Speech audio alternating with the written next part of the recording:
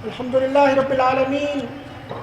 والصلاة والسلام على نبيه الأمين محمد صلى الله عليه وعلى آله وصحابته أجمعين. أما بعد فأعوذ بالله من الشيطان الرجيم. بسم الله الرحمن الرحيم. إن شكرتم لأزيدنكم ولئن كفرتم إن عذابي لشديد. صدق اللہ العلی العظیم. آج کے اس پرعزم عوامی دھرنے کے میزبان امیر جماعت اسلامی ضلع کوئٹہ حضرت مولانا حافظ نور علی صاحب اور گوادر سے آج ہی سفر کر کے تشریف لانے والے حق و تحریک کے سربراہ اور نوجوانوں کی دلوں کی دھڑکن جماعت اسلامی بلوچستان کے جنرل سیکرٹری جناب حضرت مولانا ہدایت الرحمان صاحب، جماعت اسلامی بلوچستان کے نائب امیر جناب مولانا عبدالکبیر شاکر صاحب، جماعت اسلامی کوئٹہ کے دیگر ذمہ داران، اسلامی جمعیت طلبہ عربیہ کے ذمہ داران اور ان کے کارکنان، JI کے میرے بہت ہی عزیز رفقا اور کارکنان، دوستوں اور ساتھیوں، اسی طرح قرب و جوار سے ضلع مستونگ کے امیر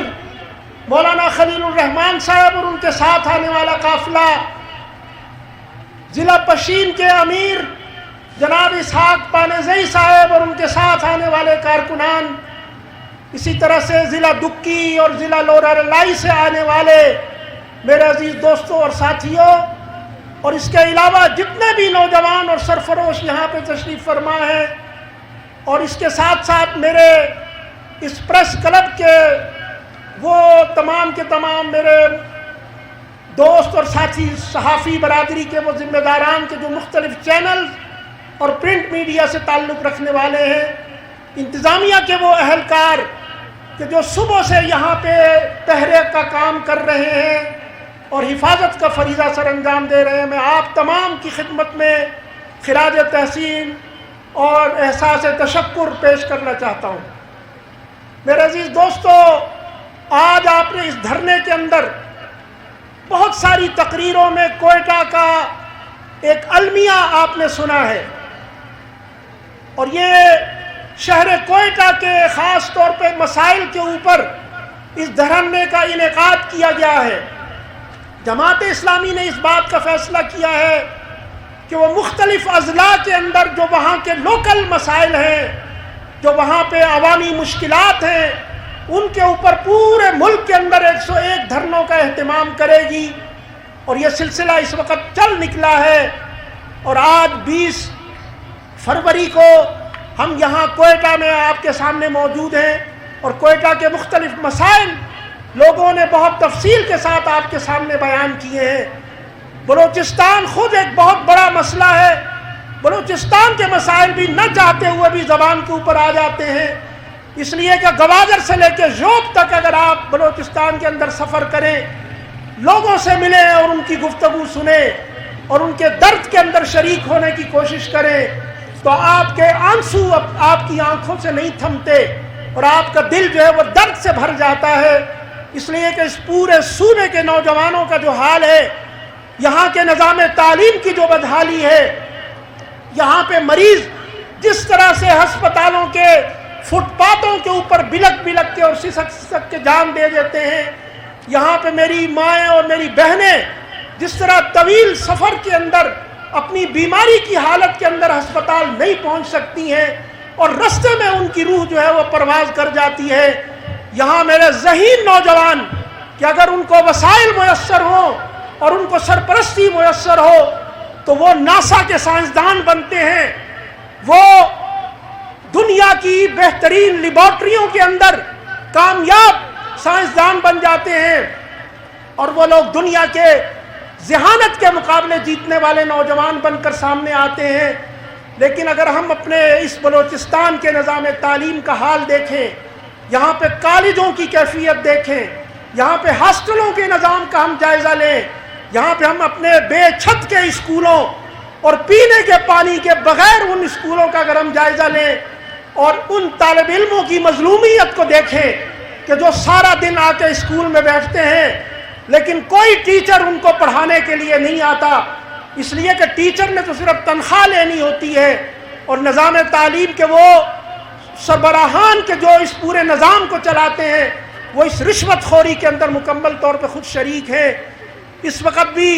سول ہسپتال کوئٹہ ہو یا بی ایم سی کوئٹہ ہو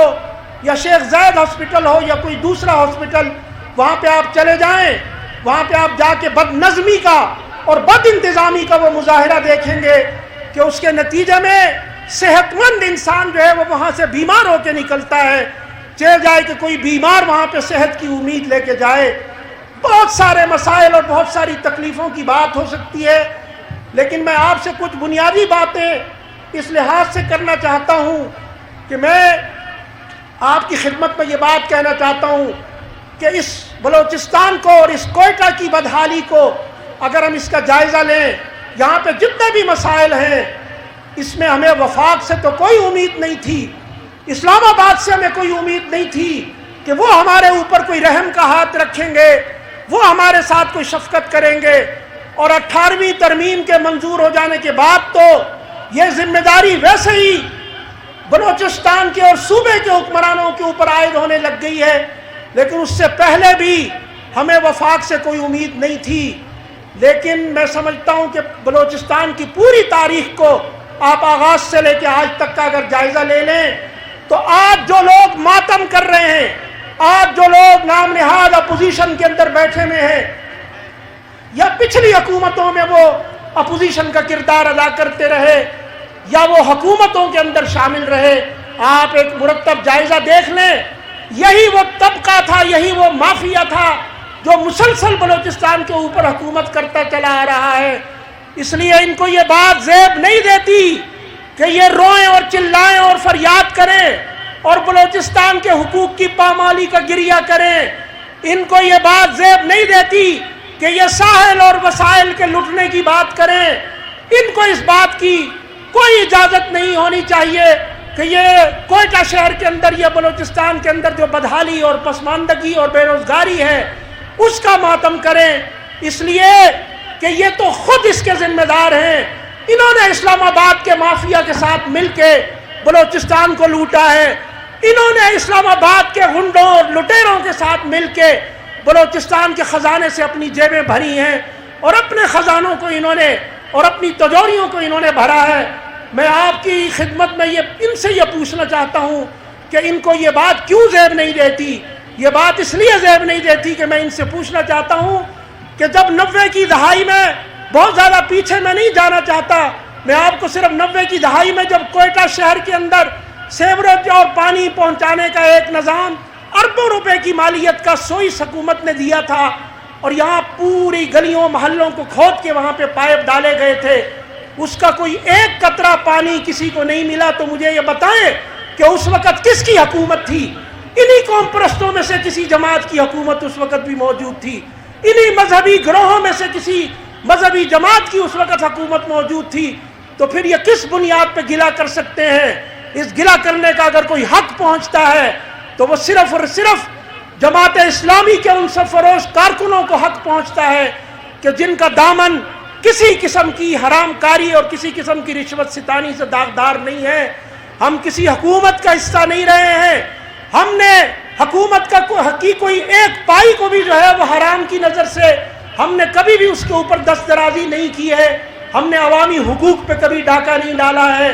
جہاں کہیں بھی پورے ملک میں جماعت اسلامی کو اگر کبھی حکومت کا موقع بھی ملا ہے تو ان کا دامن صاف رہا ہے اور انہوں نے انسانی خدمت کے ایسے کارنامے انجام دیے ہیں کہ جس کو دنیا آج بھی یاد کرتی ہے۔ اس مشرف دور کے اندر جب یہاں پہ ایک نگران حکومت قائم تھی، میں یہ پوچھنا چاہتا ہوں کہ جب 8.5 ارب روپے کا ایک واٹر مینجمنٹ پروگرام صوبے بلوچستان کو دیا گیا تو اس وقت کن لوگوں کی حکومت تھی؟ کون سے لوگ تھے؟ اسی اسمبلی کے اندر جو آج لوگ موجود ہیں، انہی کے فہرست کے اندر سے میں آپ کو نکال کے بتا سکتا ہوں کہ یہی لوگ تھے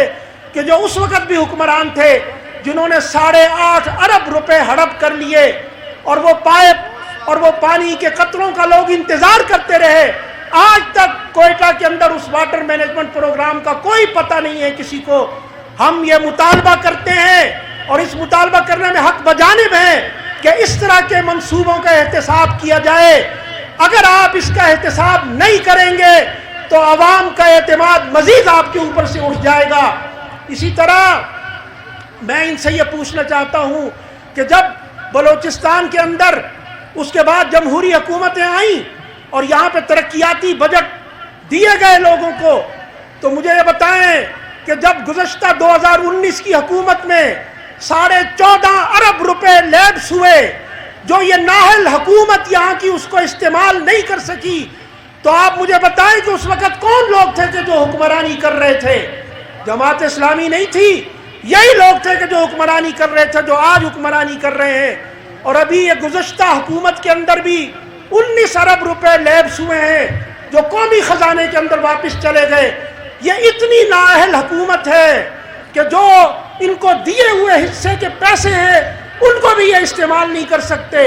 ان کو بھی درست طور کے اوپر عوام کی خدمت کے اندر نہیں لگا سکتے. تو پھر یہ کس طرح اپوزیشن بن کے یہ حساب لینا چاہتے ہیں؟ اور ان کا یہ حساب سوائے سودے بازی کے اور کچھ نہیں ہے. اسی لیے اس وقت ہم اپوزیشن کو دیکھ رہے ہیں کہ وہ اخباروں کی تصویروں کے لیے،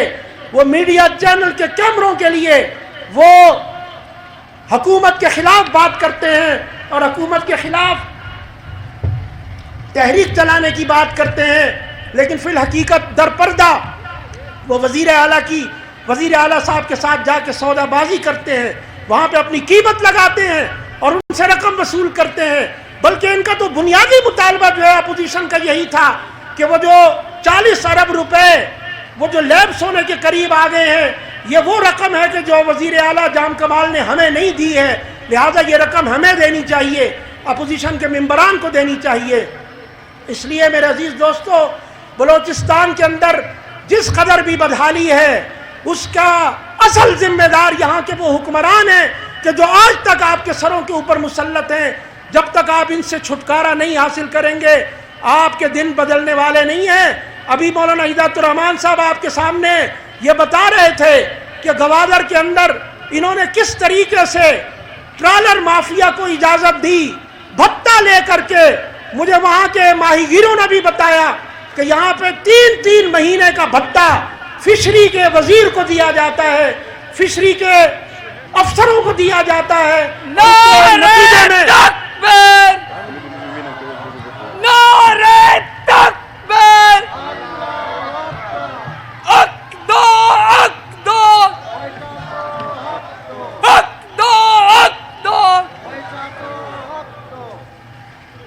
فشری کے افسران بھتہ خوری کرتے ہیں اور پھر اس کے بعد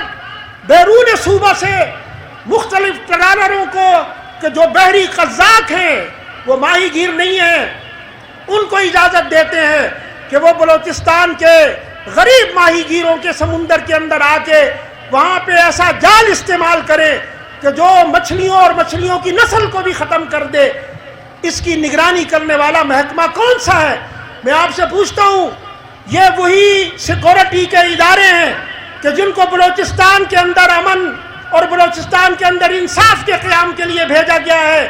لیکن یہی سیکورٹی کے افسران اس بھتہ خوری کے اندر اپنا حصہ وصول کر کے خاموشی سے جا کے اپنے گھروں کے اندر بیٹھ جاتے ہیں. یہ فشری کے افسران بھی آرام سے جا کے اپنے دفتروں کے اندر بیٹھتے ہیں اور فشری کا وزیر بھی اپنی جیب گرم کر کے جا کے آرام سے بیٹھ جاتا ہے. تو پھر کون قصوروار ہے؟ مجھے آپ بتائیں. ان بلوچستان کو لوٹنے والے، بلوچستان کے ساحل کو بیچنے والے، بلوچستان کے اندر ساحل اور وسائل کی رٹ لگانے والے اور اس کے حقوق کی بات کرنے والے یہ کون لوگ ہیں؟ یہ تو یہی لوگ ہیں کہ جنہوں نے بلوچستان کے لوگوں کو آج تک دھوکے میں مبتلا کر رکھا ہے. یہاں کبھی انہوں نے قبائلی اور لسانی تعصبات کو بڑھایا اور ایک برادر قوم کو دوسری برادر قوم کے خلاف لڑانے کی کوشش کی. یہ کوئٹہ کی سڑکیں لہو لہان ہوئی، یہاں پہ ٹارگٹ کلنگ انہی کی پشت پناہی سے ہوتی رہی. یہاں پہ بدامنی کے جو مختلف گنڈا گروہ ہیں اور مافیاز ہیں اور کاروں اور گاڑیوں کو لوٹنے والے جتنے مافیاز ہیں ان کا بھی آپ کھوج لگا لیں اور آپ پولیس کی رپورٹس جو ہے ان کو جا کے جائزہ لے لیں. تو آپ دیکھیں گے کہ اس کی پشت میں بھی یہی وہ حکمران ہیں کہ جو حکمران آج بھی ہمارے سروں کے اوپر مسلط ہیں۔ اسی طرح سے بے شمار مسائل ہیں، میں اتنا وقت اپنے سامنے نہیں محسوس کر رہا ہوں کہ ان تمام کا تذکرہ میں آپ کی خدمت میں کر سکوں۔ یہاں پہ جو گیس کا معاملہ ہے، ہمیں یہ گیس کے افسران یہ کہتے ہیں کہ بلوچستان کو جو پائپ لائن دی گئی ہے وہ چھوٹی ہے، اس میں زیادہ گیس نہیں آ سکتی، اس لیے یہاں پہ گیس کا پریشر کا مسئلہ پیدا ہوتا ہے۔ یہ سفید جھوٹ ہے۔ میں ذمہ داری کے ساتھ کہتا ہوں، ایک ذمہ دار اور باوثوق ذریعے کے نتیجے میں آپ کو آج یہ بات بتانا چاہتا ہوں کہ سوئی گیس کا محکمہ سب سے بڑا سفید جھوٹ بولتا ہے، لوگوں کو دھوکہ دیتا ہے کہ یہ جو گیس کی لوڈ شیڈنگ اور گیس کے پریشر کی کمی ہے، اس کی وجہ یہ ہے کہ یہاں پہ گیس کی پائپ لائن چھوٹی ہے۔ میں آپ کو باوثوق ذریعے سے یہ بتانا چاہتا ہوں کہ بلوچستان کی جو کل ضرورت ہے وہ 200 MMB یونٹ جسے کہا جاتا ہے ٹیکنیکل لینگویج کے اندر، یہ بلوچستان کی ضرورت ہے، اور جو بلوچستان کے اندر پائپ لائن آ رہی ہے وہ 204 MMB کی پائپ لائن ہے۔ تو یہ کس طرح سے یہ جو افسران جھوٹ بولتے ہیں اور عوام کو طفل تسلیاں دیتے ہیں اور دھوکہ دیتے ہیں ان کو، اور یہ کہتے ہیں کہ اس لیے سے گیس مہیا نہیں کی جا سکتی کہ اس پائپ لائن کے اندر گنجائش موجود نہیں ہے۔ پائپ لائن کے اندر پوری گنجائش موجود ہے، لیکن یہ جو ان کے افسران مختلف علاقوں کو گیس بیچتے ہیں، رشوت لے کے وہاں پہ گیس کا پریشر بڑھاتے ہیں، اور جو لوگ رشوت دینے کے قابل نہیں ہیں وہاں پہ ان کے گیس کا پریشر جو ہے یہ لوگ کم کر دیتے ہیں۔ یہی حال جو ہے وہ بجلی کی سپلائی کا بھی ہے۔ بلوچستان اس وقت اپنی ضرورت سے زیادہ بجلی پیدا کر رہا ہے۔ اگر آپ ہبکو یونٹ بلوچستان کے اندر، حبیب اللہ کوسٹل، اسی طرح سے بلوچستان کے اندر اچ پاور پلانٹ، اگر آپ اس کی بجلی کی پیداوار کو ملا لیں تو بلوچستان کی اپنی ضرورت سے زیادہ بجلی یہاں پہ پیدا ہوتی ہے۔ اس کے موجودگی میں تو بلوچستان میں لوڈ شیڈنگ کا کوئی جواز نہیں بنتا۔ اسی طرح سے ہمارے جو مکران کے 3 اضلاع ہیں وہاں پہ تو بجلی ایران سے آ رہی ہے، وہاں پر بھی کوئی کسی لوڈ شیڈنگ کا تصور نہیں ہونا چاہیے، لیکن یہ ہے کہ اس کے باوجود وہاں پہ لوڈ شیڈنگ ہوتی ہے۔ اس کی وجہ یہی خیانت ہے، یہی رشوت خوری ہے کہ جو کیسکو کے حکمران اور کیسکو کے افسران جو ہیں وہ اس نے کوئٹہ شہر کو بھی عذاب میں مبتلا کیا ہوا ہے، اور پورے بلوچستان کو بھی انہوں نے عذاب میں مبتلا کیا ہوا ہے۔ اس لیے ہم مطالبہ کرتے ہیں کہ ان کا احتساب کیا جائے۔ یہاں یہ جو واٹر مینجمنٹ پروگرام خراب کر دیا گیا، اس کے پیسوں کو انہوں نے کھا لیا اور برے طریقے سے اس پیسے کو لوٹ کے انہوں نے غائب کر دیا، اس کا احتساب کیا جائے۔ اسی طرح یہ جو نکاسی آب کا کوئٹہ کا منصوبہ ہے، اس نکاسی آب کے نتیجے میں جو کوئٹہ کھنڈر بن گیا، کوئٹہ کی شاہراہیں نصف رہ گئی ہیں، اور ان نصف شاہراہوں کے اوپر ٹریفک مسلسل ازدحام کا شکار ہوتا ہے اور لوگوں کو اذیت ہوتی ہے۔ ہم یہ مطالبہ کرتے ہیں حکمرانوں سے کہ وہ اس کا احتساب کریں۔ میرے عزیز دوستو، اذان عصر ہو گئی ہے اور ہم سب انشاءاللہ باجماعت نماز ادا کریں گے۔ میں آخر میں کوئٹہ کے وہ مطالبات کے جو ایک پمفلٹ کی صورت میں آپ کے درمیان تقسیم کیے گئے ہیں، ان تمام کی بہت پرزور حمایت کرتے ہوئے یہ مطالبہ کرتا ہوں کہ حکومت بلوچستان اور کوئٹہ کی حکومت اس میں سنجیدگی سے توجہ دے، ورنہ جس طرح یہاں کہا گیا ہے کہ یہ دھرنا آج ابتدائی دھرنا ہے اور اس کو بڑھایا بھی جا سکتا ہے، اس کی جگہ بھی تبدیل کی جا سکتی ہے۔ اس لیے ہم اس دھرنے کے ذریعے سے آج کے ان بدعنوان اور ظالم حکمرانوں کو تنبیہ کرنے کے لیے یہاں پہ جمع ہوئے ہیں کہ وہ عوامی حقوق کو پامال نہ کرے، وہ عوامی حقوق کا التزام کرے اور ان کی درستگی کے لیے کوششیں کرے، اور وہ وسائل کے جو ان کو اس سلسلے میں دیے گئے ہیں ان وسائل کو بروئے کار لا کر کوئٹہ کے شہریوں کو جو مختلف مشکلات درپیش ہیں ان سے ان کو نجات دلائے۔ میں آج کے اس دھرنے میں شریک ہونے والے کوئٹہ کے عوام، جماعت اسلامی کی برادر تنظیموں، کوئٹہ شہر کی جماعت اسلامی کی پوری انتظامیہ کو میں مبارکباد پیش کرنا چاہتا ہوں کہ انہوں نے بہت ہی محنت کے ساتھ اور مشقت کے ساتھ اور مسلسل اپنی توانائی لگا کے